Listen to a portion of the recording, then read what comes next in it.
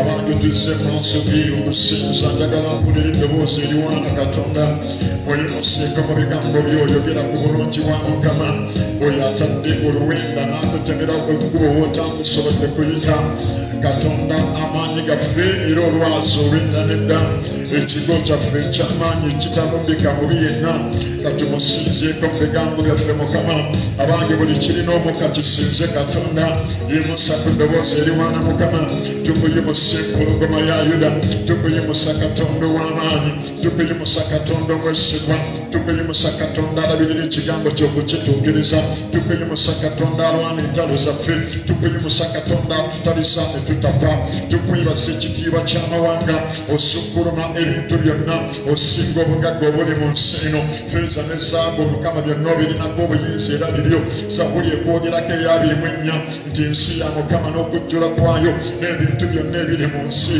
Mukama bibyo kyetufa twegattira wamu n'ebitonde byonna nga tugamba nti osaanidde Mukama nga tugamba nti oli w'amaanyi Mukama nga tugamba nti osaasira abanaku Mukama ojja abantu mu lubumbo n'obatuuza n'abalangira oyogera kibe ne kiba Mukama tukuyimusa okusinga byonna oli mukulu empologoma ya Yuda sebo Mukama tewali akwingana era tewali n'omu akufaanana twala ekitiibwa Yesu n'olwaliro nga tukuyimusa nga tukugulumiza yegwe Katonda tetulinayo mulala yegwe lwazi tetulinayo lwazi lulala kyetufa tujja mu maaso go n'olwaliro Mukama nga tuzze okwenenya mukwano gwange Bayibuli yegamba nti Mukama taddamu ssaala z'ababi tusaba mu kaseera kano nga tugenda mu kigambo kye mwegayirire kulaba omutima gw'omugambe Mukama njaza nkebera mu nsi obanga mulimu obutasaanira bonna muggyemu obubi bwonna obubadde butuula mu mutima gwange Bayibuli egamba nti tuggyemu amasengere mu ffeeza ne mulyoka muvaamu ekirya eky'omulongoosa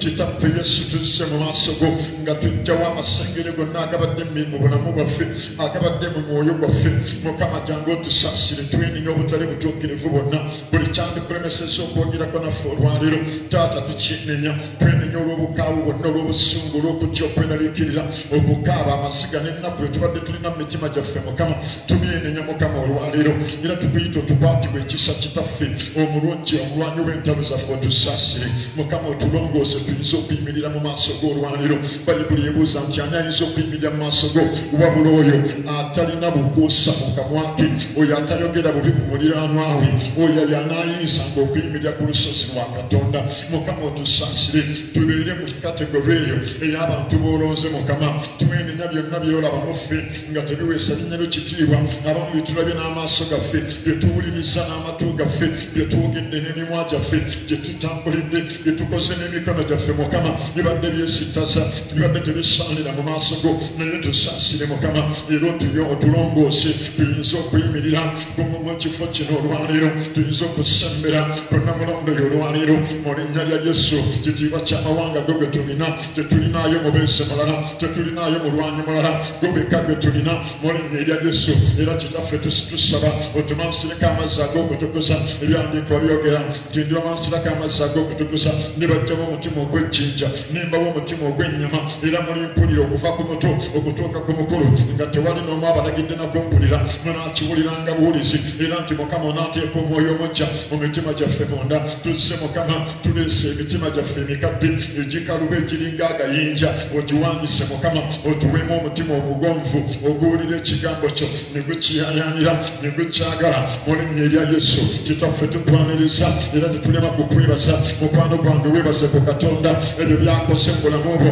tetuganye olina by'otannalaba ng'akola naye mwebaze obeeyi ate abange byakoze Mukama twebaza olw'ebikulu by'okola twebaza Mukama olw'entalo entalo z'olwana twebaza Mukama olw'ekitiibwa kyo tukwebaza Mukama olw'obulungi bwo tukwebaza Mukama olw'ekisa kyo tukwebaza Mukama olwa puroguramu ennungi gy'otulinako etali yakutuzikiriza naye ey'okutuwa future-ngannamu tukwebaza olw'omusaayi abanga omusaayi gwe gutunaaza n'olwaliro weeguli kututukuza mu linnya erya Yesu tukwebaza olw'ekigambo Bayibuli esomesa nti muli batukuvu olw'ebigambo bye mbagambye twebaza ekigambo kye Bayibuli egamba ng'ekigambo kyo wakituma ne kibalokola otuma ekigambo kyo n'obawonya otuma ekigambo kyo n'obataasa n'olwaliro tuzze maaso go kitaffe nga tuzze okuyambibwa tuzze okusaasirwa tuzze okulaba obulungi bw'ekisa kyo mu bulamu bwaffe muli nnyina Yesu Kristo mwana wa Katonda oli mukulu ssebo empologoma ya Yuda era kitaffe twambala amaanyi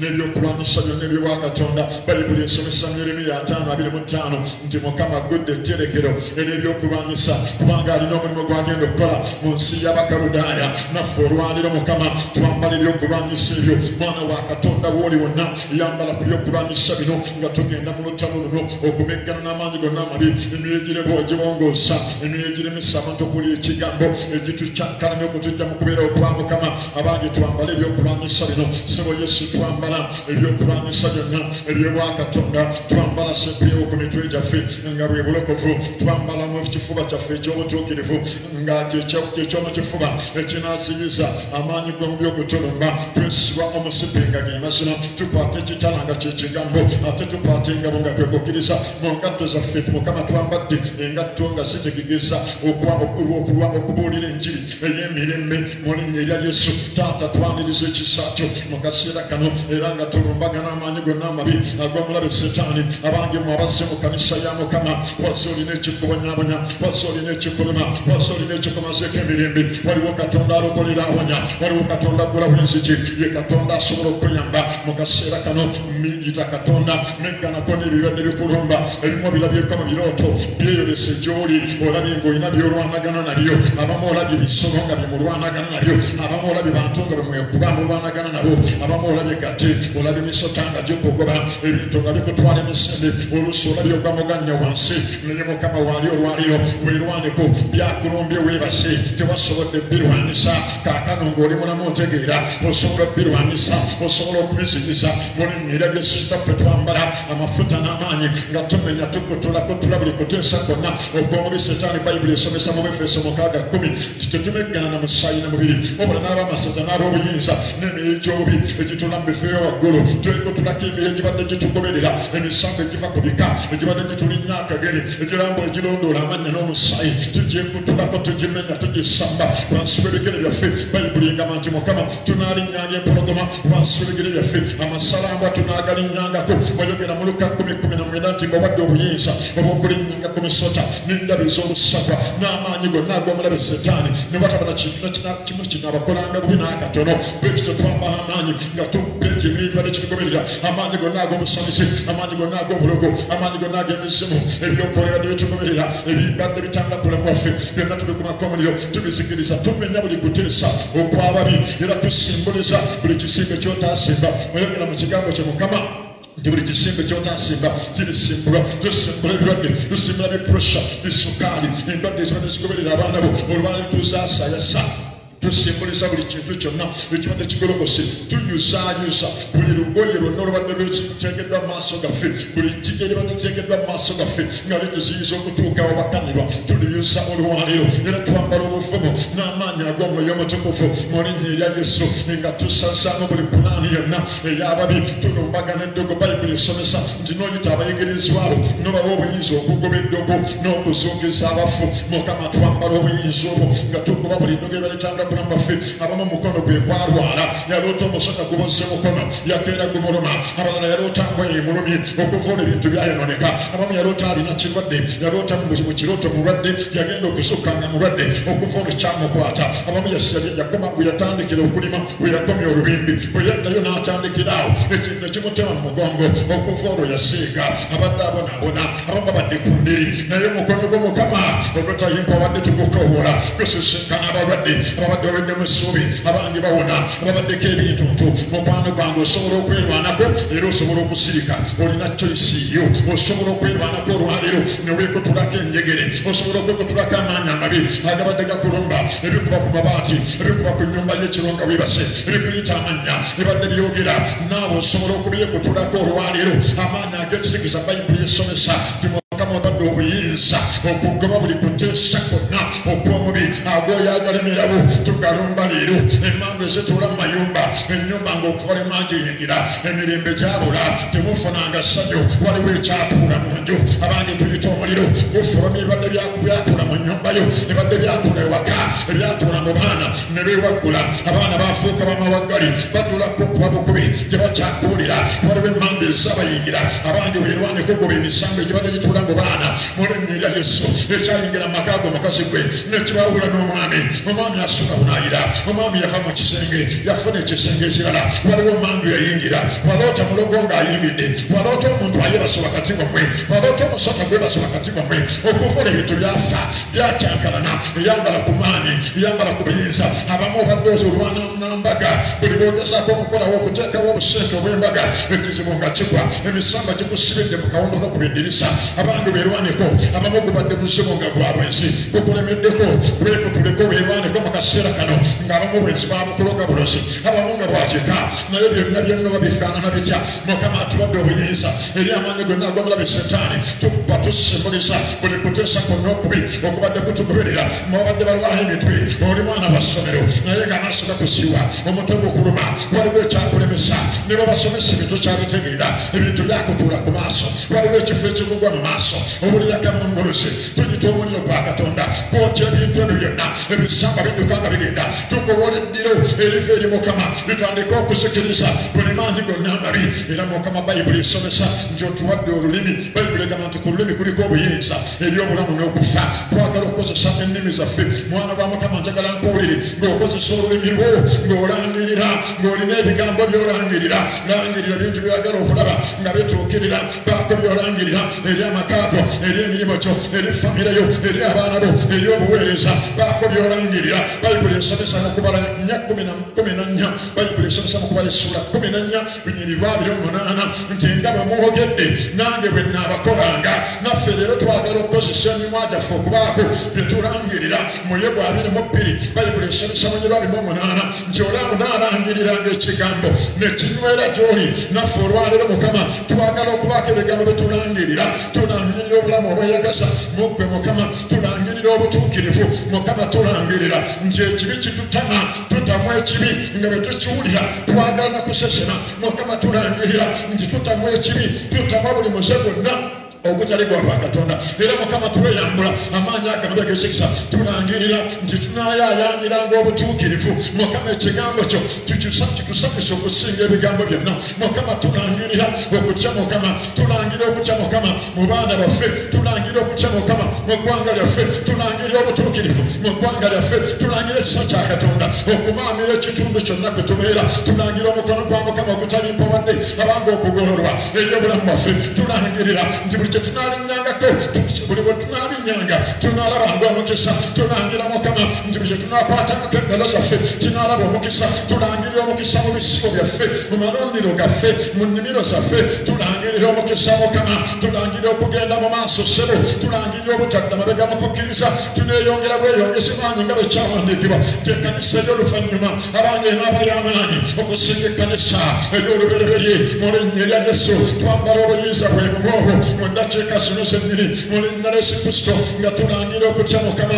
tulangirira obutuukirivu mukama ensi ng'evunze tetuuvunde wamu nayo ensi ng'ewemula tetuwemule wamu nayo ensi ng'eyonoonese nga buli muntu ayogera gaswakaba mukama ffe tunaabeera banjawulo tulangiridde omukono gwa mukama tulangiridde nti abaana baffe mukama gwogenda obasomesa ensi ng'etidde nga buli muntu yeeraliikiridde kyanajja fiizi ffe mukama tetweraliikiridde naye tuzze mu maaso go tuzze mu maaso go mukama ng'omukazi ono omukanani bwe yajja naffe tujja mukama tuleese ensonga zaffe bayibuli esomesa timuleete ensonga zammwe ez'amaanyi eyogera nti mujjukiragedde mu Ibulayimu namuyitanga ali omu yekka naye ne mmukuza ne mmwaza mujjukire obunnya bw'oluya bwe mwasimibwa jjajja mu Ibulayimu yali omu jjajjaffe Yakobo yayogera ebigambo bino mu Lubereberye 3:10 yagamba nti nasomoka Yoludaani nga nnina muggo gwokka naye nkomyewo nga nnina ebibinja bibiri. Mukama ssebo Yesu naffe tulangirira nje tugenda kulaba omukisa mu nsi ey'abalamu wano wotutadde bwe tulabira omukisa kwabadde n'ekirwadde ekikuluma tulangira nti Mukama akuwonya woli wonna osobola n'okukwata ewakuluma omukono gwa Mukama gukusisinkane. Abange tuyita omuliro guugwo gukugwako abadde n'emitwe egibabokka omutwe ogubadde omutwe gubayita omuteesi gwakulemerako guugwo Mukama agusiga okulula oyo asiga okulunda ekibadde mu lubuto ekitambula ng'omwana byonna bifa omukono gwa Mukama gukutaasa. Obadde n'emitwe ebirwadde owona abasenga olina pulesa olina sukaali bakuzuddemu siriimu bakusangamu covid obadde ku kitanda gw'obirabira bino omukono gwa Mukama gukusisinkana nga tusala. Entiisa ya Mukama ekusisinkana nga tusala mu linnya erya Yesu. Abandi baliwo omuliro ogwokya amayembe ogwokya ebitenga n'abacwesi tugusabye kusisinkane buli muntu abadde mu kifo kino era Mukama akuyambe naawe awulira bino naawe gy'oli yonna omukono gwa Mukama gugusisinkane. Weebale Yesu tulangire ekisa kyo ne mu saaviisi eno mu kigambo kyo yogerako n'emmeme zaffe tandika okubebaza Mukama gwemukubirako mu ngalo ez'amaanyi. Bless the Lord with your hand clap. Mukubire mu ngalo ez'amaanyi Mukama sinza akaawo n'akalulu kankawulirire akalulu akasoga kakube ng'osabukira Yesu gw'omwebaza. Weebale Yesu kubanga okikoze mu linnya Yesu Kristo Mukama waffe. Amiina. Kale Mukama nsaba otuleko wansi mu maaso ga Mukama omwebaze ate olw'ekiseera mutuyise ekyokusaba yongera omukubirako engalo ez'amaanyi Yesu. Hallelujah. Mukama yebaze tusinza okuwala abannaffe abali ku mutimbagano namwe tubasitubaaniriza mu linnya eddungi lya Mukama waffe Yesu Kristo. Nkubirako neiba ku kajambo mugambe nti nkwagala nnyo mu linnya erya Yesu. Mumpulireko bw'oti mugambe nkwagala nnyo bwe bali kubeera mu nnyumba ya Mukama olunaku olw'olwaleero. Twagala tugende mu kigambo kya Katonda ku sipiidi alusobola okuba nga tukimaliriza. Nyoneriza ku bantu nga gwe mulundi ogusoose okusabirako wano tukuubirako bw'oti nga gwe gusoose. Just wave to us. Bannange tubakubereko engalo ez'amaanyi. Mukama yebasibwe nnyo abasanyusa akole ebikulu ebyamagero ebitanoonyezeka mu bulamu bwammwe. Matayo essula 15 bwe tutandikidde okusoma nga tukkirira ebyawandiiko ebitukuvu nga bwe bitugamba. Matayo essula 15 twagala okulaba olwaleero enjiri egamba nti okukkiriza kukoma ku Katonda. Okukkiriza kukola kutya? Kukoma ku Katonda. Waliwo ebintu by'okola Mukama ne bimuleetera okuba nga akwatiddwako. Ffe tutera okugamba Mukama lwalwawo okukukwatako gwe mukwateko olw'okukkirizako. Erinnya lya Mukama lyebasibwe. Waliwo by'osobola okukola ne bikwata Katonda n'agamba ono omukazi saani muyange naye olw'okukkiriza kuno kwasitudde mu nze n'okubanga tanneerabidde mu kiseera we yandibadde asobola okunneerabirira kangolokoke ngamba omukazi ono mu linnya lya Yesu. Tandika otusomera essula 15 tuve mu njiri eyawandiikibwa Matayo essula 15 olunyiriri lwa 21 nga tukkire wansi. Matayo 15:21. Yesu n'avaayo n'agenda ku njuyi z'e Ttuulo ne Sidoni. Kale laba omukazi Omukanani n'ava ku mbibi eyo n'ayogerera waggulu ng'agamba nti onsaasire Mukama wange omwana wa Dawudi muwala wange alwadde nnyo dayimooni. Naye n'atamuddamu kigambo. Abayigirizwa be ne bajja ne bamwegayirira nga bagamba nti musiibule kubanga atuleekaanira emabega. Naye n'addamu n'agamba nti saatumibwa wabula eri endiga ezaabula ez'omu nnyumba ya Isirayiri. Naye n'ajja n'amusinza ng'agamba nti Mukama wange mbeera. N'addamu n'agamba nti si kirungi okuddira emmere y'abaana n'ogisuulirewo obubwa. Naye n'agamba nti weewaawo Mukama wange kubanga n'obubwa bulya obukunkumuka obugwa okuva ku mmeeza y'abakama baabwo.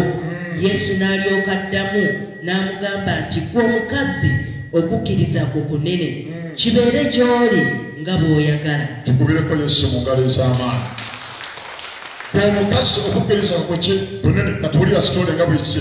Mbu Yesu amala okuva gye yava asisinkana omukazi ono Omukanani yava mu mbibi eyo wala n'ajja. Naye omukazi ebigambo by'ayogedde kiringa ekiraga nti Yesu yali amumanyi kubanga wulira agambye atya. Yesu amugambye ati n'aleekana waggulu n'agamba nti onsaasire mukama wange omwana wa Dawudi. Ono omukazi yamanyira wa nti Yesu mwana wa Dawudi. Omukazi ono ateekwa okuba mu lugambo yali yawulirako ebikwata ku Yesu ono, kubanga n'ekyokusitula obusituzi ensonga yo ogireete mu maaso ga Mukama. Kamu ku bubonero obulaga nti okkiriza nti nga bwe bazze wano ogenda kufa wano nga Mukama akutte ku nsonga yo mu linnya erya Yesu. Ono omukazi yawulira ebigambo bino, yogera nti nange nawulira ku Yesu, yogera. Kati oyo gwawulirako agenda kulabika mu linnya erya Yesu obenga omulabako mu bulamu bwo. Bayibuli esomesa kyetwawulira, kyetwalaba, kyetwakwatako, kyetubabuulira. Omukazi ono ateekwa okuba yali yawulira n'amanya ku Yesu n'amunoonyerezaako. Bwedibambi mu biseera bino omukazi ono yali tannaba kubeera, Yesu yali tannaba kubanga afa ku musaalaba. Naffe abaana abeebolereze tubenga tuyingira mu lunyiriri olwabo abatya Katonda. Mukimanyi nti abaana ba Katonda bwe twogera ku baana ba Katonda mu biseera byo nga Yesu tannafa twali twogera ku Bayisirayiri. Abo bokka bali mu ggwanga eryani erya Isirayiri be baayitibwanga abaana ba Katonda. Era mukimanyi nti Mukama yajja mu nsi muno n'addemu omusajja gwe bayita Ibulayimu n'amulonda okubadda mu nsi y'Abakaludaaya. Bw'amala okumugjayo n'amugamba nti va mu nsi yannyo, va mu kika kyannyo, va ewala ennyumba ya kitaawo, n'akuwa omukisa, n'akwaza nnyo, n'akufuula mukisa gwe eri amawanga. Nga Mukama ayagala mu Ibulayimu ajjemu eggwanga ly'agenda okukolamu omulimo abeeko w'alissa. Kati okuva mu eryo eggwanga abantu bakoppenga eggwanga eryo bategeere Katonda engeri gy'ayagala tube nga tweyisa mu nsi muno, ly'eggwanga lya Isirayiri. Kati mu biseera bino nga Yesu tannaba kufa, ng'ekisa tekinnaba kutubikkulira ffenna abantu b'ensi tusobole okuba nga naffe tuyingira mu bwakabaka bwa Katonda. Kati omukazi ono Mukanani jjukira Yesu tannaba na kufa ku musaalaba e Gologoosa, tannaba kuleetawo kisa kigenda naffe kutwakomadeetinga kutuyingiza mu lubu lw'abaana ba Katonda. Omukazi ono bamuyisa Mukanani lwa nsonga eyo, wadde nga Mukanani wano naye omukazi ono nze mmanyi ateekwa okuba nga ali amaze okutegeera Yesu. Bw'ate yategeera atya nti Yesu mwana wa Dawudi? Ono omukazi ateekwa okuba yali yasoma ku byawandiikibwa nga yategeera ku Yesu.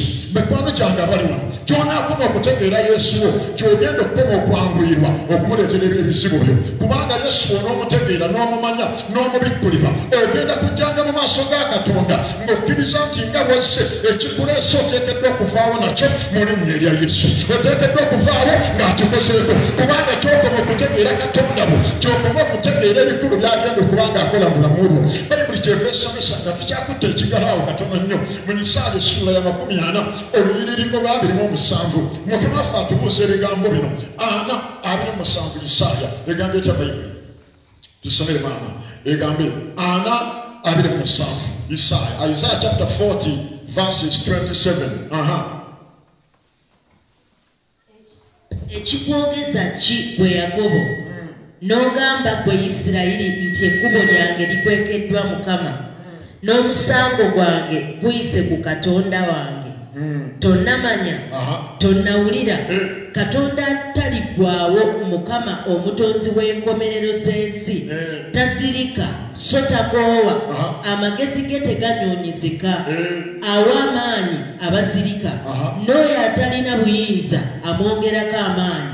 Abavubuka nabo balizirika, balikoowa, n'abalenzi baligwira ddala, naye abo abalindirira Mukama baliddamu obujja amaanyi gaabwe, balitumbiira n'ebiwawaatiro ng'empungu, balidduka mbiro ne batakoowa, balitambula ne batazirika. Kubira Yesu engalo ez'amaanyi. Kati Mukama akujjukiza bw'abadde agamba Mukama ndesi, Mukama nerabidde, Mukama takyanfaako, akugambe tonnamanya, tonnawulira. Katonda ataggwaawo, akola ebikulu eby'amagero ebitanoonyezeka, eyatonda enkomerero z'ensi. Mbuliza nayimba nti ekizibu ky'olina kisinga ensi eno obunene. Mubuuze mpolampola, buuze nnyo, mubuuze nkuwulire, mubuuze nti ekizibu ky'olina kisinga ensi eno obunene. Bwe kiba tekigisinga, Mukama akisobola mu linnya erya Yesu. We yakolera ensi eno n'ekyo agenda kukikola, agenda kukikwatako, agenda kukyanukula. Erinnya lya Mukama libazibwe. Kati Mukama waffe Yesu Kristo bino ebigambo bino biteereddwa mu Bayibuli wano tusobole okuba nga tubimanya, nga tubitegeera. Manya Katonda wo, gy'onaakoma okumanya Yesu, gy'ogenda okukoma okuba ng'ojja mu maaso ge n'okukkiriza. Katonda gw'otegeddeko, Katonda gw'obikkuliddwa, ye Katonda agenda okukukolera. engabo okkiriza Mukama bw'agenda okukola. Era Bayibuli egamba nti nga bwe mwogedde nange bwe nnaabakolanga ne bagamba dda wano Katonda alinga nga nnyanja. Bw'ogenda ne Tampeko osena, bw'ogenda ne Pipa osena, bw'ogenda n'ekijiiko osena. Era bw'ogamba nti nze njagala nfune olupiira ndusibe ku nnyanja eri ndeete amazzi mpaka ewange era bwe kijja okubeera Mukama ajja kukkiriza. Kati Mukama nga bw'omulaba bakulira, bw'omulabanga munene nnyo ogenda kuwangula. Kyova Dawudi bw'ajja ku lutalo, bwe yatunulya ku lutalo abasajja bano abasajja ba Isirayiri bakomeza ennaku 4 nga bameggana n'Omufirisuuti ono Goliyaasi. Naye bo baalabanga bunene bwa Goliyaasi. Maama Goliyaasi we yaze ne badduka emisinde ne batomera amayinja abamu ne beevuuna ne bafuumuula ne beeyingula mu nfuufu ne beekweka mu buyumba ne beesimira obunnya ne beekweka omunda.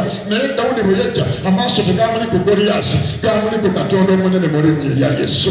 Amaaso ga Dawudi gaali ku Katonda. Kyeyava alaba Goliyaasi n'agamba oyo mumutiira bwereere n'obukomole si bukomole, ngenda mubakubira kuba Katonda yali nange nga nzita eddubu, ye Katonda yali nange nga nzita eddubu n'empologoma, era agenda okuba nange nga nzita Goliyaasi mu linnya erya Yesu. Waliwo abantu ba mirundi ebiri, abamu amaaso gabali ku bizibu, abamu amaaso gabali ku Katonda.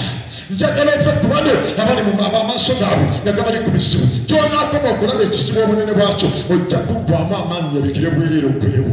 Naye ffe amaaso gatuli Katonda, kubanga ssaawa yonna agenda kulabika, ssaawa yonna agenda kuyimirira, ssaawa yonna Yobu yagamba wadde ng'eddiba ly'omubiri gwange lizikirizibwa naye nze mu maaso gange. Tubisoma bisome ndowooza kusoma busomi Yobu 19:25, Job 19:25, 19:25 egamba etya Bayibuli.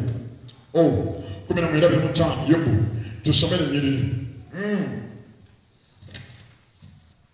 25 Job chapter 19 verse 25 tusomere. Naye mmanyi ng'omununuzi wange aba mulamu era ku nkomerero ng'aliyimirira ku nsi, era eddiba ly'omubiri gwange bwe lirimala okuzikirizibwa bwe lityo naye mu mubiri gwange ndiraba Katonda. Bano be basajja ab'omutawaana. Yobu yagamba Katonda ne bwe mmanya nti mu ddiiro enzisa obaddemu era ojja kusigala nkwagala. Niba nange tugereko Yobu omukubiriza amaanyi. Ono omusajja Yobu muka yagamba Mukama ne bwe nsuula nti mu ddiiro gye baaluse okunzita wagibaddemu nja kusigala nkwagala. Musomawo mu Yobu 13 olunyiriri lwa 15. Newankubadde nga nzita era naye n'amulindiriranga era naye n'akakasanga amakubo gange mu maaso ge. Mukama tewali amulindirira n'atamulaba. Bayibuli kyevudde egamba naye abo abalindirira Mukama baliddamu bujjamaanyi gaabwe, balitumbira ng'empungu, balidduka mbiro ne batasiika. Ababadde wano mu kyoto ky'okusaba eggulu twabadde n'ekiseera kirungi nnyo ng'abye naye bantu oba tewabaddewo wasubiddwa byakuyiseeko. Mugambe nti byakuyiseeko. Twabadde bamu n'ekisa naye nga tugamba nti Mukama asobola naye kusiba ku gavana. Sitaani abadde asobola okusiba ku sipiidi gavana n'akulemesa, ne Mukama agenda kusibako ekintu ekigenda okuddusa embiro. Mbwe abalindira Mukama balidduka mbiro. Mukama bw'anaatandika okukolera sipiidi kw'ogenda okutambulira egenda kuba ya kizungirizi. Lwaki? Kubanga balindirira Mukama, amaaso bagajja ku bantu n'ojja n'otunuulira Katonda. Kati omukazi ono maze okubalega gy'ava mbalaze n'okubalaga lwaki Mukama waffe Yesu Kristo azaamu ddamu bw'ati. Katuwulira nyinza kulira okubiri mbwe abayigirizwa abo mu 23 naye n'atamuddamu kigambo olw'okukkiriza wadde tebakuseemu kigambo osigala olemeddeko. Kubanga ono omukazi yali amaze okutegeera nti Yesu ajjudde ekisa, wadde nga mu kaseera ako Abakanani baali tebagenda kukkirizibwa kuyingira mu baana ba Katonda. Naye omukazi ono yamanya nti Yesu gwe naze okusaba ajjudde ekisa. Ngambira naye nti Yesu alina ekisa ku bulamu obwo. Mugambe mpulire, alina ekisa. Mwabadde Setaani amanyi okubakola ebintu ebyo. Setaani n'abakola ebintu n'amala n'abalimba. Mukama yakulya obubi. Mukama singa abadde akwagala wandibadde olwala, singa abadde akwagala bandibadde bakubba, singa abadde akwagala bandikusudde mu nnyumba, singa abadde akwagala bandikuleseewo. Mukwano gwange Mukama akulinako ekisa era agenda kulabika bw'onaasigala nga toterebuse mu linnya erya Yesu. Yokaana bwe yali mu mbeera, Yokaana yalanga Yesu. Bino bintu byewunyisa. Yokaana yalanga Yesu n'agamba abange waliwo omusajja ajja ennyuma wange sigaanidde na kusumulula bugoba bwangattuze naye oyo ali babatiza n'omwoyo omutukuvu n'omuliro. Yokaana ng'ali ssuwa naye embeera yanyiga Yokaana ne bamukwata ne bamusiba ne bamuteeka mu kkomera. Yokaana n'abugenda n'agamba abantu mugende mubuuze ng'agamba bana abayigirizwa be mugende mubuuze Yesu yoyo oba yali mulala nange nalanga simanyi waliwo embeera ekukwata n'owulira nga nekatunale atakyaliwo naye nga Yesu n'agamba Yokaana nti mugende mumugambe abazibe b'amaaso balaba abaddafuba tubawulira naye alina omukisa oyo atalina esitalako mu bino byonna sigala nga weekutte ku Katonda Bayibuli yogera ku Yesu yayogera ku Yokaana nti mu nsi muno temuli musajja w'amaanyi bwenkananga Yokaana bwe yali kyokka asinga okuba omunafu mu ggulu ate asinga Yokaana amaanyi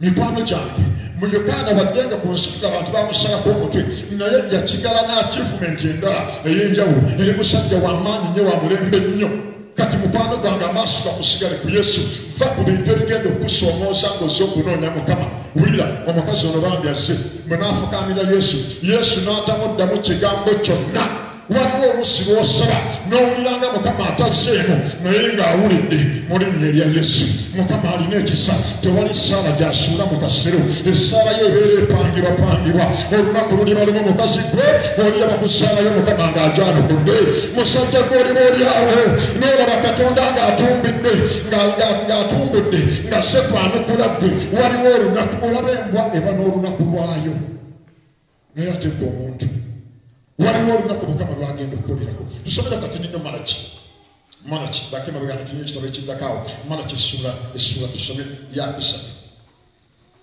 va ku lugiriri oli 15 oli 14 oli 13 Malaki 3:13 tusomere tuwulire Malachi chapter 3 verses 13 egamba bwiti Bayibuli okay tannabanze ntuuse ebigambo byammwe byabanga biwaganya erinze bwayogera Mukama era naye mwogera nti twakwogerako tutya mwayogera nti okuweereza Katonda kwa bwereere era kugasa kiffe nga tukutte ebyo byatukuutira era nga tutambulidde mu maaso ga Mukama w'eggye nga tutokooteredde era kaakano ab'amalala betuyita ab'omukisa weewaawo ababakola obubi basimbibwa weewaawo bagema Katonda ne bawonyezebwa awo abo abatya Mukama ne boogeragana bokka na bokka Mukama n'awuliriza Mukama n'awulira kikubire mu ngalo ekigambo ekyo Mukama n'akola atya n'awuliriza Mukama takoma kuwulira buwulizi naye bw'amala okuwulira awuliriza ezolefa mu kuwulira okuwulira kiringa bawulira kati omusigalo guno nga gwogera waliyo abaguwulira eyo bawulira ebireekaana naye benjogera tebabiwuliriza kyokka gwe waliwo ali wano nga byenjogera musigalo guleekaana abiwulira naye ng'era abiwuliriza ng'era akkiriza nti bigenda kumuyamba mwekanga buwulire okukkiriza kwange tekuyamba ggwe kuyamba nze naawe okuko kuyamba ggwe kati Yesu bw'awulira takoma kuwulira buwulizi naye awuliriza mwongere engalo oyo omusajja awuliriza kwanange senga tawuliriza ffe twandiraddewa ani yali atumanyi nyaabula ani yali atutegeera ffe ani yali atumanyi nabaddewa ne bagamba eggulu mu kyoto nti ffe sitaani yali yetujja ku mirimu yali yetuganda okukola emirimu egitamenya omulimu gwange nze nasugulanga nkolokolo twatuukanga mu lusuku lwe bakuyitidde okusugula enkolokolo n'otema ensuuluulu emu n'oli omuwongo nga gukola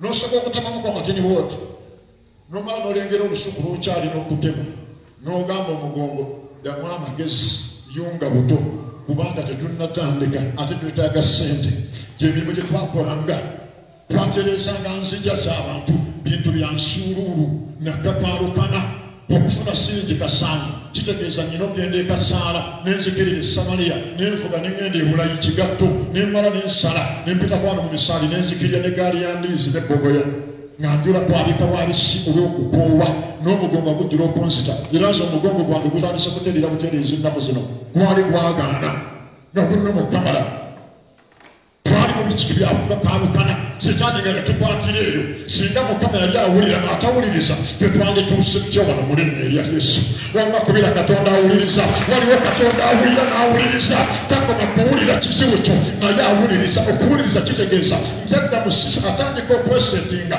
alabe engeri gy'agenda okujja mu kizibu ekyo akuyingiza wali omukisa gwo mu linnya eddungi lya Mukama waffe Yesu Kristo haleluya mbu n'awulira ate n'akola atya n'awuliriza tweyongedde okusoma nyenze kati mu lunyiriri mala kibadde musula ya kusa ngenze kunyiri kati olw'ekumi mukaaga Mukama n'awulira ekitabo ky'okujjukiza ne kiwandiikirwa mu maaso ge abo abatya Mukama ne balowooza erinnya lye nambira nayimba nti waliwo ekitabo ky'okujjukiza mugambe mpulire Chofuala Bayibuli esomesa ng'egamba mu Isaaya 62:5 nti mmwe abattukisa ba Mukama temukooba temuwummula temuganya Mukama kuwummula okutuusa lw'alinyweza n'afuula Yerusaalemi okuba ettendo mu nsi. Haleluya! Waliwo ekitabo omuli Mukama by'awandiika n'agamba omukazi ono azze asaba okumala ebbanga ddene naye olunaku lutuuse nange nyamba omukazi ono nyamba omusajja ono. Mukama ajjukira waliwo abantu Mukama ng'obadde oluusi olabanga Mukama atawulirira naye awulira alina ne bweyawandiika waliwo olunaku lwategese okukola katuwuliriza. Mukama ngenze ku 17 era bali babange bw'ayogera Mukama w'eggye ku lunaku lw'endikolerako bali bakyanvuma era ne basonyiwa ng'omusajja bw'asonyiwa mutabani we bye amuweereza. Abo bwe mulidde ne mwawula omutuukirivu n'omubi oyo aweereza Katonda n'oyo atamuweereza. Erinnya lya Mukama lyebazibwe. Ngambira naye bantu waliwo olunaku Mukama lwakolerako era nkusabira Mukama olunaku lwalutuuse mu linnya erya Yesu. Nange nkirangiridde mu abandaba bampuliriza mukazi gwe musajja gw'olunaku lwo Mukama alutuuse mu linnya erya Yesu.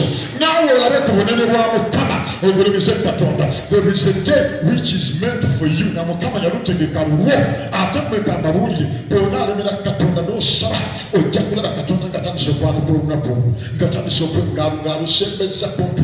Naye omukazi ono ow'Esidoni omukazi ono w'Ettuulo wonaze avudde eri Bukanani olunyi 24 mbwe naye n'atamuddamu kigambo. Yesu tazzeemu omukazi ono mbwe naye n'atamuddamu kigambo. Abayigiriza be ne badda ne bamwegayirira nga bagamba nti musiibule kubanga atuleekaanira emabega. Kale bannange mulimu n'abantu abamu nga basobola okukulemesa okutuuka mu kyamagero kyo. Mmwe abantu abamu basobola okukulemesa okutuuka mu kyamagero. Bayibuli esomesa mu Makko essuula mmeka 2 nti ne baleeta omusajja yali akoze eki. Tusomereyo katono nnyo. Omusajja yali akoze eki bannange yali akonsimbye musajja wattu bambo bajja ekyamukonsimbya oba lwali omulwadde mulimu n'eddogo ssebe erikonsimbya. Natuuka ku mukazi yali mu nnyendo nasangayo omukyala neentana okutya ne baŋŋamba oyo nali manyi ŋŋenda kusabira mwana wa P3 ne baŋŋamba naama oyo ssebo oyo si mwana oyo yali mukazi mukulu nga alina n'abaana ali mu maka ge kuze muleke nammwe ng'atudde mu katebe bw'ati. Ono mwana muwanvu nnyo ng'ali mu katebe bw'ati naye babuuze ye lwaki nti munnange yatandika mpola nga yeefunya nze natya ensi erimu ebintu ng'alinga kikonde mu musuuka muli amoozola maaso ga naye nga bagamba ali mukazi muwanvu munene ng'alina abaana balina famire ye. Ngambira naye banti yongera nnyo okwebaka ŋŋambire nnyo muŋŋambire nti yongera okwebaka mukyala mufumbo. Amiina. Baliwo ebintu nga tekulina mwekamba buli ebulirefu gw'otuuka olina okwongeza okusaba era ne bagamba dda wano abantu abamu oluusi bayinza okugamba tusabe nogamba nsaba ki naye mulimu akaseera nga gwojja okubanga gwotusooka wano buli kumakya ku 12:30 ng'ogamba nogule wonze kusaba nga bikuyitiriddeko naye ze saagala obeere mulefu ng'osaba lwa bizibu. Njagala otandika okuba ng'osaba offensively. Fight offensively. Offensively kitegeeza tolinda mulabe w'okulumba naye gwe mulumbe nga tannalumba. Alo ebimu obigoba tebinnajja tolinda misamba kuyingirayo mu ttanga egamba nalaba omusirusiru ng'asimba emmizi amangu ago n'enkolimira ekifo mwabeera. Tolinda bintu kusajjuka bitabukire nga bukyali ebintu bitandika mpola. Omwana bamwogerako mu kirabo kino mbu Erisa bwe yayamba omukazi oli okuzaala omwana yatandika akaaba omutwe saaba 6 zigenda okubeera ng'omwana mufu. Tosaagisa bintu bimu olina okuyimirira mu maanyi n'amafuta tutandike okusaba n'okuyita eggulu. Tokkiriza kigenda kuyimirira mu kkubo lyo. Ffe twagala kulaba Katonda. Kampulira amiina 2 ez'amaanyi mu linnya lya Yesu. Twagala kulaba Katonda. Buli kinaayimirira mu kkubo lyaffe kigenda kufootoolwa kuba tulina okuyitawo paka nga tutuuse ku Katonda. Makko 2 manyi watuuse ddala etennyiriro lye lusooka. Awo ennaku bwe zaayitawo n'ayingira nate mu Kaperunawumu kapere nawo mwoli nyazimuze nikusomedde genda muliddako nekiwulirwa ng'ali mu nju ne bakuŋŋaana bangi n'okugyawo ne batajjawo nate n'okugyawo ne batajjawo bwekiri genda maaso nate newankubadde mu mulyango n'ababuulira ekigambo ne bajja abaleeta omulwadde akozimbye nga bamwetisse bana naye bwe baalemwa okusemberera olw'ekibiina okumusembera bwe baalema okusemberera ani Yesu olwaki olw'ekibiina mulimu ebibiina ebisiriza abantu okulaba Katonda boogera eyo endwadde yakututta abaana baffe bakusiraana eno sisoni si bakusoma tubona obwavu twakava mu covid ate kati babazaamu tunasomesa tuli abaana ebibiina byogera naye ne Mukama ayogera ate ekigambo kimu ekivudde mu kamwa ka Katonda kisasama ebigambo 10 ebivudde mu mimwa gy'abantu mu linnya erya Yesu. Mukama nga bwe yayogera bwe kigenda okubeera yogera nti Mukama yayogera nti abaana bange baliyingirizibwa ye n'emirembe gyabwe giriba mingi kikubira engalo ez'amaanyi Mukama yagenda okukinyweza ekyo nga bwe yayogera bwe kigenda okulaba omukisa. Ffe tugenda kwogera nga nsi weyogera no we are different tuli banjawulo ku bantu abaki abalala erinnya lya Mukama libazibwe yongera okusoma bazze basajja batto ne babikkula waggulu ku nnyumba we yali abasajja bano bwe baalemwa ne basala amagezi ne bagamba ffe twazze kulaba Yesu oba ebibiina bingi oba abantu bangi ffe temutunyumisa ekyatuleese wano tulina omulwadde waffe twagala kulaba ng'asisinkana Yesu kubanga tewali asisinkana Yesu naddayo nga bwe yazze mu linnya erya Yesu. Bano abasajja ne balinda ku nnyumba y'omusajja waggulu ne batandika ogibomola eneyo oluganda etaddemu akawoomereza bwe ne babikkula waggulu maama babomolambo waggulu ne bateekamu ekituli ekigama omuntu golowooza bamuyisa mu kali akatono ne bamukisaayo waggulu bakwata emikwa gyabwe ate mwetaaga ku bantu bwe batyo nande naye bantu weetaagayo ku bantu bwe batyo abasabako naawe abakugamba nti kisoboka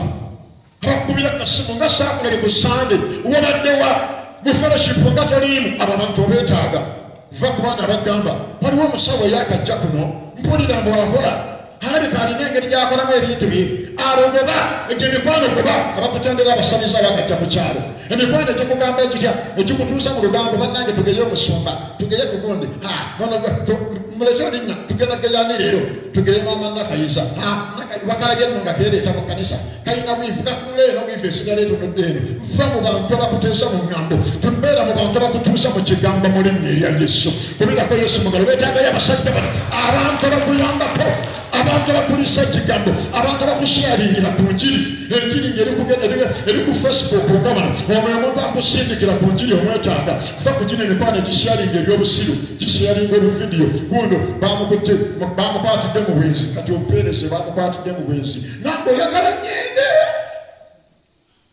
tozagayo ku mikwano egy'amagezi mu linnya erya Yesu ekigenda okubanga kikuteeka mu position kikussa mu Katonda kikusembesa kumpi ne Yesu. Abasajja ne babomola ekituli yongera bamaze okubomola ekituli mu mugongo ne bawummulawo ekituli ne bamusiza ku kitanda ng'ozimbye bwe yali agalamidde. Maama genda mpola ne bawummulawo ekiki kyaliwo oba tekyaliwo bawummulawo ekituli ngambira nayimba nti tugenda kuwummula ebituli paka nga tutuuse ewali Yesu ogenda twali agasenge agabadde mu maaso go obukyayi obusungu nnaku gegamu ku gasenge ge tugenda okwalya mpaka nga tutuuse ewali Yesu naye mbalayiira tewali agenda kutuuka wali Yesu aviirewo ngalo nsa. Omukazi yajja n'akwata ku Yesu ng'alina ekikulukuto Marko essula 5 nibali 5 okgira wansi bwe yakwata ku Yesu n'agamba nti bwe naakwata obumaaso ge musajja ono n'awona. Naawe olwaleero bazze wamanyi mulimu abantu bajja mu kkanisa nga yazze kukwata ku Katonda n'abalala nga bajja mu kkanisa bakuba sandi buuliza naye bakozi baaki wazze oboze mpolampola mulimu nanga abantu bajja nga bamu bazze bakuba ki sande ngolera olugoye lwange tomanyi kyokya sande faawe twavaawo dda buli bwenzija mu nnyumba ya Mukama njagala mukwatako kyovula bwemmala okusaba neekebera neewulira bulungi oba nateredde ekimbaddemu kyadduse abange kyagenze kyayaluse mbadde njuzi nawulira ekintu wano mukono gwange teguteredde bulungi ate guno gwe gusabira abantu ate guno gwe gubuulira enjiri ningamba ngezi mpulira siperera bulungi ninzija mu maaso ga Mukama golowooza nkyakirina onyakulimba zenazze kukwata Katonda oba gwe basoba sande zenazze kukoma ku Yesu kubira Yesu wamengala akitegeera tujja kukwata ku musajja ono buli bwe tujja okusaba nzikiriza something happens nze bwe ngenda nekola ennamba nennema nenzija nensaba bwe nzirayo njiddamu lwaki mbukubeerawo kwa Mukama nzikiriza nti waliwo ekyambaddeko alo nze bwentyo bwe nzikiriza Katonda wange bomudde kituli batuuse ku Yesu yongera naye bwe baali genda makunyiri badde Yesu bwe yalaba okukkiriza kwabwe Yesu bwe yalaba kano kannyumira ngambira nayeba nti okukkiriza kulabika faith is visible Mukama asobola okulaba byokola n'amanya nti oli wakukkiriza yamanya nti bano abasajja batuukidde ku leve ewummula ennyumba y'abaami nga tebatidde kubaliisa nyumba yange n'ogiwummulamu ozze kulaba Yesu nga lwaki sikuliyisa abasajja baagambye batuli watuliwe tugga mu ngeri endala baali shuwa nti kasita omulwadde waabwe atuuka ewali Yesu tagenda kusigala nga mulwadde Yesu bwe yalaba okukkiriza kwabwe naye ng'olinayo byokola eyo ebiraga nti okkiriza Yesu waliwo byokola ebiraga nti okkiriza Yesu ebigambo byayogera ku baana nga banaatera okudda ku ssomero biraga nti okkiriza nti bagenda kuddayo oli mu bufumbo bw'akawondo bakubiddirisa ebigambo byayogera ku bufumbo obwo biraga nti onaavaamu n'oyingira obufumbo bupya ebintu byokola biraga Yesu nti olina okukkiriza oba ebintu byokola biraga Yesu nti oli mukafiiri awedde emirimu njagala otandika okukolayo ebintu ebiraga okukkiriza bwe tulina mu Yesu oba okukkiriza alusikinga waliwo ebintu bye tukola nga tebandi kisobodde naye n'okyepangamu kubanga Katonda ali naawe Zabbuli eya 44 eyogera bwetyo ennyiriri 6 Zabbuli 44 tusomere mukyala musumba leeta ennyiriri tuwulire 44 Zabbuli egamba etya egamba etya Zabbuli Psalm 44 verse 6 kubanga siryesiga mutego gwange so ekitala kyange si kyekirindokola naye gwe watulokola eri abalabe baffe era wabaswaza abatukyawa kubira Yesu engalo ez'amaanyi seesiga mukono gwange n'ekitala kyange si kyekigenda okundokola naye gwe Mukama gw'ogenda okundokola okukkiriza the object of your faith should be God oyo gw'oteekamu okukkirizaku alina kubanga Katonda omuntu amusuubizanga ssente tosuubiranga muntu oyo omuntu akusuubiza ssente yeebali naye suubirira mu Katonda Mukama gwe tussaamu okukkiriza kwaffe ne tulyoka tulaba Katonda ng'akola mu bulamu bwaffe mu linnya erya Yesu tetwesiga bitala tetwesiga mibiri gyaffe twesiga Katonda malayo ennyiriri ezo Makko 2 Yesu bwe yalaba okukkiriza kwabwe n'agamba akoozimbye nti mwana wange ebibi byo bikuggiddwako ekyo Mukama kyasookerako ng'anaakusumulula abamu batera okujja wano okubasabira abantu bagenda okulaba nga mbatuuza ku butebe ntandika kubasomesa abange kyetaagisa okukola bwoti ne bwoti ne mbasabira obudde bwe mmala nga mbasomesa buwanvu omusinga bwe mmala nga mbasabira kubanga njagala obyeko kyoyiga igwe kennyini erimu tumanyi okukusabira naye bwe tukusabira bwenoddayo ate n'okola ebikyafu era ojja kuddamu nkwatibwa ekirwadde kati nze kyenkuyigiriza biki ebadde bikuleeta mu kkubiro lya Setaani osobole okuba nga obirwanyisa haleluya ffe kyekituleeta tusooka kuyigiriza kubanga abamu ne bwe tunaakusabira naye ng'okyaddayo n'okola ebibi oddayo n'olumira bifirimu tukusabira eno ate boddayo n'oteekamu firimu abange kimulya kiito abange kimulya wano abange kati ate eno bwojja bwe tukusabira oddayo boddamu kimulya kimumaze kimuyisiza eno firimu zonna bazabuseegu ebintu by'otunuulya bya kibi ebintu byolimu bya butali butuukirivu oddayo ovuma oyomba omusajja akugamba tomuwulira oli muwaganyavu ate oyagala mukama akuwonye kati ffe tusooka kusomesa oddeyo olyoke obenga omulabe ne bw'anaddamu okulumba ajja kusanga tolumbika mu linnya eryani erya Yesu. Yongera. Naye waaliwo abawandiisi abamu nga batudde nga balowooza mu mitima gyabwe nti ono kiki ekimwogeza bw'atyo. Abo tebaggwaayo. Avvoola. Wulira nnyini. Ani ayinza okuggyako ebibi wabula omu ye Katonda? Omu ye Katonda. Yongera. Amangu ago Yesu bwe yategeera mu mwoyo gwe nga balowooza bwe batyo munda yaabwe n'abagamba nti kiki ekibalowoozesa ebyo mu mitima gyammwe? Ekyangu kiriwa okugamba akozimbye nti ebibi byo bikugiddwako, nanti ky'okugamba nti golokoka weetike ekikyanda kyo ogende. Naye mumanye nga omwana w'omuntu alina obuyinza ku nsi okuggyako ebibi. Yes. Yongera. Nkugamba golokoka weetike ekitanda kyo oddeyo mu nnyumba ye. N'agolokoka ne yeetikka mangu ago ekitanda n'afuluma mu maaso gaabwe bonna. Awo ne beewuunya bonna ne bagulumiza Katonda nga bagamba nti tetulabangako bwe tuti. Ekyo nkikusabidde mu linnya lya Yesu. Mukama abaako ekintu kyakola, abeeko ekintu kyakola mu bulamu bw'omukazi gwe musajja gwe, abantu beewuunye bagambe tetulabanga kintu kino mu nnyumba ya Nakakaawa nga kiguddemu nga kirabiseemu. Abange tekirabikako mu lunyiriri luno ne mu nnyumba eno ya Setaala tekibeerangamu, naye nga gw'okireese mu linnya erya Yesu. Waliwo abakazi n'abasajja abanoonya Mukama empaka nga bamulabye ne bavaayo n'ekyamagero kyabwe. Omusajja ono yazaakozimbye afulumye yeetisse ekibadde kimwetisse. Nange ngusabira nga bwe tuzze okusisenkana Yesu ekibadde kikwetisse, naawe ogenda kukyetikka mu linnya erya Yesu. Tuve wano nga tumutte ku Katonda nga tuzzeyo nga tuwonye. Abange tuddeko emisinde tumalirize obudaffe obuddeyo, tumalirize Matayo 15 tuddeyo wali twatandikidde kubanga tugenda kumaliriza olwo. Matayo 15 tuzzeeyo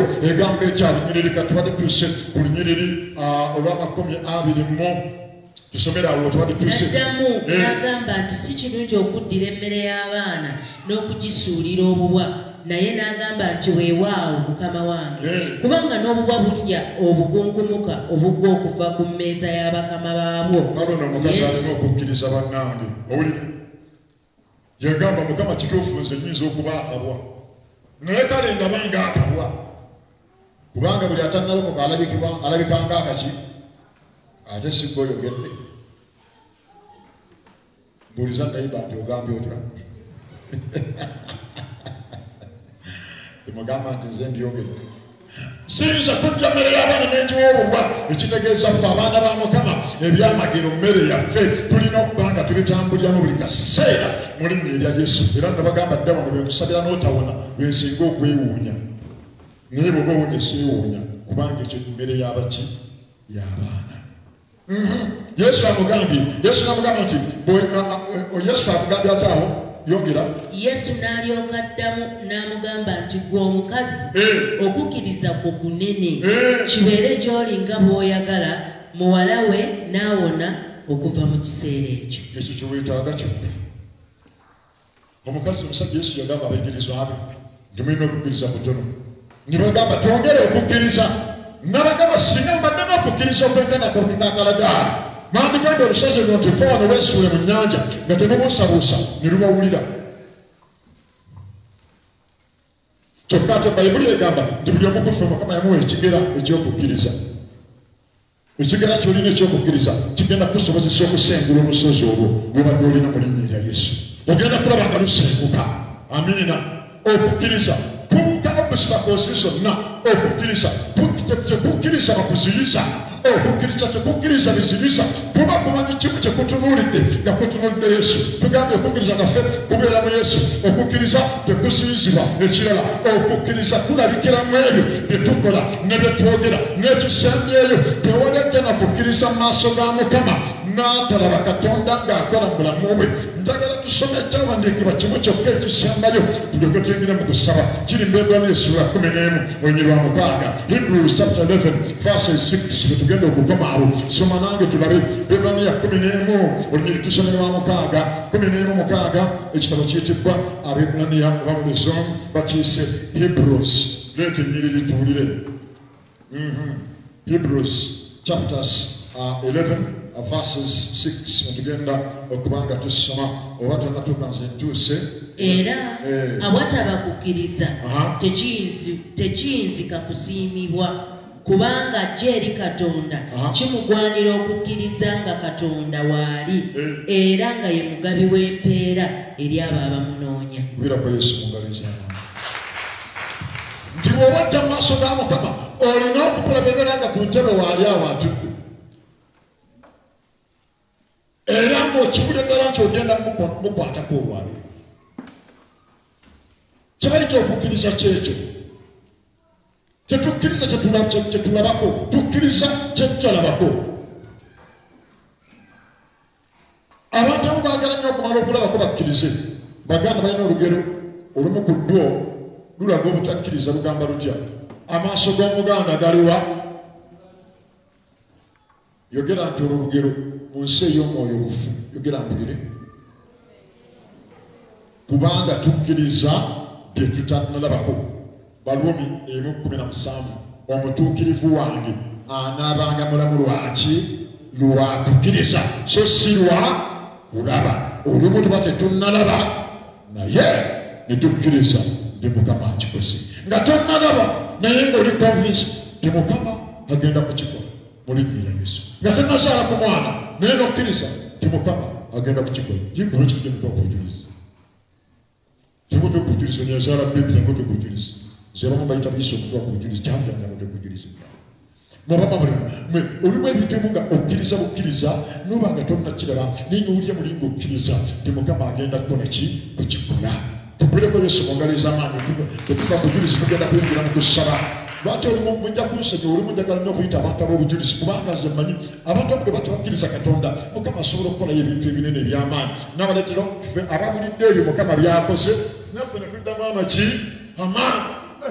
Maama ate mbadde nkatiseemu nembogera nga tegetu give us a testimony. Abaluganda Mukama waffe yeebaze. Yeebazibwe Munazaalesi atafa. Neebaza Mukama. Nasooka nenfuna olubuto ne lunkusa bubi nnyo ne luvaamu ne ntwala ebbanga nasize mufuna lubuto najjeba omusumba ono nga musumba embeera nga mbi amanyi bye sijja kwogera ye nga yabimanyi byantuukako. Sumba n'asabye n'aŋŋamba kkiriza Mukama abeere omulokozi wo. Yes. Ojja kufuna olubuto era ojja kuzaala. Mandi awo omwezi gwali gwa 2 nenzaamu nefuna olubuto olulala lwampisa bubi era nayo ne twagala okutandika okuvaamu nenzija ekimwanyi ne bateekako amacupa ne bakola buli kimu namukubira essimu nga musumba nsabiraako naye nga ndi bubi nafunye olubuto olulala naye nalwo bagala kukola ki kuvaamu. Naŋŋamba nedda ngenda kusaba ate embeera ya COVID naye lujja kubeeramu ne luma nembeerawo nendwala sirya olubuto oluguliidinga mbaddeko ekimwanyi biganye nentambula neŋŋendako ewaka ewasenge e Kampala. Naŋŋamba nedda mwana wange guma kijja kubeera wananga Katonda asazeewo dduku walujja kukola ki lujja kubeeramu. Bandyawo senga nanzijanjabako naŋŋamba naye nedda ddayo mu makaago ate omusajja omulekedde ani nakomawo naye nga era ndi mugonvu nandi mulwadde.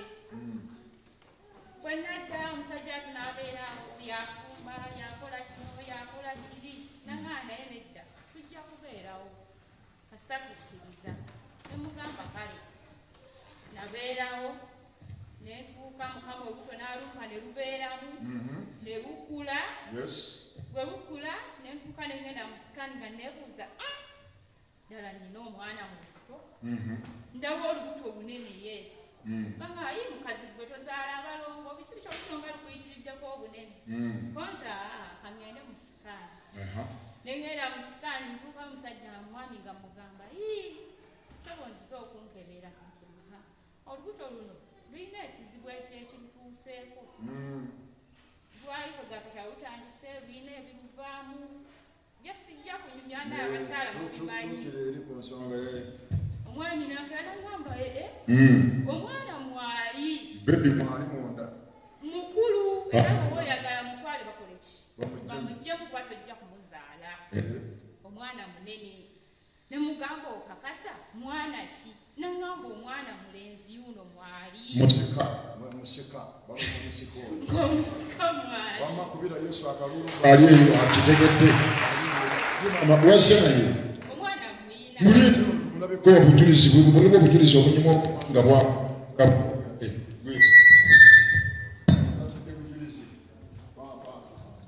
mulimu obujulizi obunyuma nga bunyuma n'okubulabako tukola ki tubulabako wamakubira Yesu mu ngalo ez'amaanyi era sitaani addanga mu maaso kampaateko n'akazindaalo wano mukama yebazibwe tukubireko Yesu mu ngalo ez'amaanyi n'akalulu akasoga tumuzaako mu bigwe bituliramu wuuno bannange temugamba nti ddole wuuno mwana yennyini assa mu linnya erya Yesu kubirako Yesu mu ngalo ez'amaanyi ate naawe nkusabira mukama akuba eryana nga ddene mu linnya erya Yesu libebi mukama awa omwana ono omukisa tumusabira abalina mu ssente mujje mufuwe ku mwana ono ebisente addeyo tumusabidde omukisa mu linnya lya kitaffe n'omwana omuli mutukuvu mukama omwana ono akule ng'akujja ng'aweesa mukama ekitiibwa era tumusabidde obugagga abe w'amaanyi abe musajja ku nsi kuno mu linnya erya Yesu Kristo ate Katonda mutidde okufuuwa omwana wamanze gangufuuwe nzekka genda ogagga wali mu linnya erya Yesu Lord be rich birako Yesu engalo ez'amaanyi kama akomesa era akusanyuse webireyo ntuleke eri mu linnya lya Yesu Kristo mukama waffe twongere okubirako Yesu mu ngalo ez'amaanyi nga tumwebaza mwemagambye abali wano kisoboka olwaleero tugenda kukwata Katonda njagala tuyimire ku magulu gaffe obanga osobola nga tolina magumba gakuluma ate nebera gakuluma osobola okugagezaako osanga genda kuwona katuyimira ku magulu ge tugenda musaba tugenda kumaliriza mu kaseera kano kennyini nga tuyita Katonda gwali eyo nga tolokokanga obadde tokkiriza nga Yesu kubeera mulokozi we njagala okusabako naawe mu linnya erya Yesu mukama akulokola ayingire mu mutima gwo akyuse ebikwatako ddamu ebigambo bino bw'ayagala okulokoka gamba nti ayi Yesu nkwebaza olw'enjiri y'olwaleero era nsazeewo okulokoka nzikiriza nti Yesu wafa n'ozuukira njatula n'akamwa kange nti Yesu gwe mukama era okuva n'olwaleero ndokose mu linnya erya Yesu era nkusaba ojja oyogereko nange ojja ombikkulire bye mbadde simanyanga bye mbadde sitegeeranga nsobole okubitegeera era ompe amaanyi ag'omwoyo omutukuvu agananyinzisa okuyimirira nneme kugwa mu linnya erya Yesu omwana wa Katonda omulamu amiina kiwedde bakubireko mu ngalo ayatudde obulokozi mu linnya erya Yesu twagala kusaba nga tumaliriza nange tugemeka mu kusaba wano nga tumaliriza mu linnya erya Yesu Kristo omwana wa Katonda nze simanyi kyakuleese wano mukazi gwe musajja gwe naye nze mmanyi nga waliwo Katonda addamu essaala ayanukula okusaba kwaffe mu linnya erya Yesu Kristo omwana wa Katonda olamu tukusinza mukama tukugulumiza tukwebaza olw'ebigambo bye tuwulidde eby'okukkiriza mukama tukwebaza kubanga oyogeddeko naffe enkya y'olwaleero kabaka bw'abakabaka tukwebaza olw'ebigambo bye tuwulidde mu Matayo 15 mukama eby'omukyalo oyo yakutuukirira mukama tusaasire kubanga emirundi egisinga tubadde tetulina kukkiriza tusonyiwe mukama kubanga tuwuliza nnyo ebigambo eby'abalala ne tubikkiriza ebibyo ne tubigaana ne tuwuliriza ebigambo by'abasamize ne tubikkiriza ebibyo ne tubigaana mukama tusaasire kubanga emirundi egisinga tubadde tetulina kukkiriza oluusi bwe tuyita mu bizibu amaanyi ne gatuggwamu ne tubeera mu nnaku ne tubeera mu kukaaba ne tubeera mu maziga naye twenenya olunaku olwaleero otusonyiwe mukama kubanga tubadde tetukutunuulira mu bintu ebisinga tusaasire omuyinza bw'ebintu byonna era olw'ebigambo bye tuwulidde tujja nga tuyimusa okusaba kwaffe gy'oli wiiki eno tutambula mu maanyi ag'omwoyo omutukuvu nga tumanyi tumanyi nti Mukama oli wamu naffe, nga tukutegedde nti okola, nga tukutegedde nti yegwe Katonda w'obulamu bwaffe, yegwe wekka Mukama, nga tukutegedde nti yegwe musawo, yegwe wekka Katonda waffe agabirira obulamu bwaffe, alwana entalo mu bulamu bwaffe Mukama. Kyetuva tuyimusa okusaba kwaffe gy'oli. Muffe mulimu abalwadde, muffe mulimu abakooye, muffe mulimu abalina bwe bayita, muffe mulimu amaka nga gatabuse, muffe mulimu nga tulina emirimu naye nga tekitambula bulungi, naye olw'okukkiriza Mukama tujja gy'oli, ogolole omukono gwe eri obulamu bwaffe Mukama. Mu mbeera tutawaanya Mukama, mu mbeera eringa enzibu mu bulamu bwaffe Mukama. Bayibuli esomesa nti tukuwa emigugu naffe onootuwummuza. Olunaku olwayo tujja okuwa byonna mu mikono gyo Mukama. Taata otutaase, Taata otuwummuze, Taata otuggyeko ebyo byonna bye tubadde twetisse mu linnya erya Yesu. Era tuva wano mu maanyi ag'Omwoyo Omutukuvu nga tuli banjawulo, nga tumanyi nti Mukama gw'ogenda kutusookayo okole byonna mu linnya erya Yesu. Amaaso gaffe gali ku ggwe, okukkiriza kwaffe kwonna kuli ku ggwe Mukama. Ogole omukono gwo Mukama, tulabe okukyusibwa era tulabe nga tugenda mu maaso mu linnya erya Yesu. Tukuwa ekitiibwa Mukama, tukugulumiza kubanga yegwe wekka Mukama. Obwebwa ekitiibwa Mukama, ogulumizibwe ennaku zonna mu linnya erisinga amannya gonna, erinnya erya Yesu Kristo Mukama waffe. Mukama yebazibwe. Tusabuddemu ebigambo bino bwe nabadde gy'oligamba kyayi Mukama, ng'omukazi oli bwe yalaba kye yali asabira nga kituukiridde. Nange mu linnya erya Yesu ngenda kulaba kye mbadde nsabira nga kituukiridde. Okukkiriza kwange tekuli mu ssente zange, tekuli mu mulimu gwange, naye kuli mu ggwe Mukama. Era ngenda kulabako, ngenda kuddayo waka nsange ng'omwana wange awonye, nsange nga bizinesi zange ziwonye, nsange amaka gange nga gateredde nga n'omukazi ono bwe yaddayo yasanga omwana awonye. Nange mu linnya erya Yesu nga nzirayo Mukama, bye nalese byonoonese nsange nga biteredde mu linnya erya Yesu. Buli kibadde kingoberera tekikyansobola kubanga okukkiriza kwange kuli mu Yesu. Nja kusaba yimuseke emigabo gye mu bbanga musabire Saala nga tumaliriza. Mukama abaana bo mbaleeta mu mikono gyo mu kaseera kano. Mbaleeta abamu bazze nga babadde basobeddwa, abamu bazze nga balina ebizibu by'abaana, ebimu by'abaana, ebimu byabakyala, ebimu nga bya ssente, ebirala by'amabanja. Abalala bali ku mutimbagano kubatulabira, abalala babadde babuulira kubatisa kubyo gye babisanze, abamu ku YouTube n'ewalala. Naye Mukama tusaba mu linnya erya Yesu, Kitange ekigambo ekyo kiba kiramu era kikozi kisala okusinga ekitala eky'obwogi obubiri. Abange mukazi gwe Mukama oyo akusisinkana, musajja gwe nsabye Katonda akusisinkane, amafuta agava eri Katonda gabasisinkane baana mmwe mu linnya erya Yesu Kristo. Omukazi ono nga bwe yawona Mukama yamugamba nti mukazi gwe okukkiriza ku kunene, genda kibenga bw'osabye. Nange njogera naawe mukazi gwe musajja gwe buli muntu awulira ebigambo bino nti genda kibenga bw'obadde osaba. Okukkiriza ko kukuwonyeza, okukkiriza ko kuwonya omwana oyo, kuwonya mbeera eyo. Amaka agabadde gatandise okusasika gaddamu okunywera olw'okukkiriza. Eyo embadde ebadde etudde mu lubuto, etudde mu lukindo, baakulongoosa naye ebadde erina obulumi mu lukindo. Eyo embadde efuluma, tulagira ekibadde kikutte olukindo nakyo kiwute, oddemu okuwulira obulungi. Ab'emigongo emirwadde, ab'amagumba amalwadde, tusabye omukono gwa Mukama abange gubasisinkane. Bulinga muntu buli yazibwe mu kkanisa muno olw'okuyingira obuyingizi wano nga wazze n'osaba. Naawe abadde ataddeko Facebook yo nga wandibadde osobola okubeera ku channels endala naye n'obeera kuno n'owulira. Tusabye Katonda ow'ekisa nga bwezze n'omusisinkana, ekyamagero kyo oddayo nakyo, ekibadde kizze kikwetisse oddayo ng'okyetisse mu linnya erya Yesu. Nkusabidde omukisa endwadde tuzigobye, agalwadde ebadde gonna tugabbulumya, ebizibu n'ebisamba ebijjamu embuto tubikumako omuliro. Agooyo agabi gonna agabadde gakugoberera tugaganye okulaba omukisa. Tulangiridde omukisa ku bulamu bwobwo mu linnya erya Yesu Kristo omwana wa Katonda. Bw'obala Yesu kubanga okikoze, Mukama akuwa omukisa. Mukazi gwe musajja gwe nawe abadde abulira ebigambo bino, abadde abiraba gy'oli yonna tukulangiddeko ekisa kya Katonda mu linnya erisinga amannya gonna nga lya Yesu Kristo Mukama waffe era omulokozi waffe. Mwongere engalo ez'amaanyi Yesu ng'omwebaza gw'obwongere omukubirako mulezo. Kaakati tugira kwayo bannaffe abali ku mutimbagano bwebwegala omwayo naffe tuyina ennamba kosobola waayo ate era n'otulaga nti zino sente za kimu kya 10 oba zakwebaza bwebaza oba kiweebwayo ku 0754 329 ne 0784 329. Mukama tuwera omukisa abatukuumire tugenda kunyira ffenna nga tunywesa okukkiriza kwaffe n'enzikiriza y'enneege Mukama.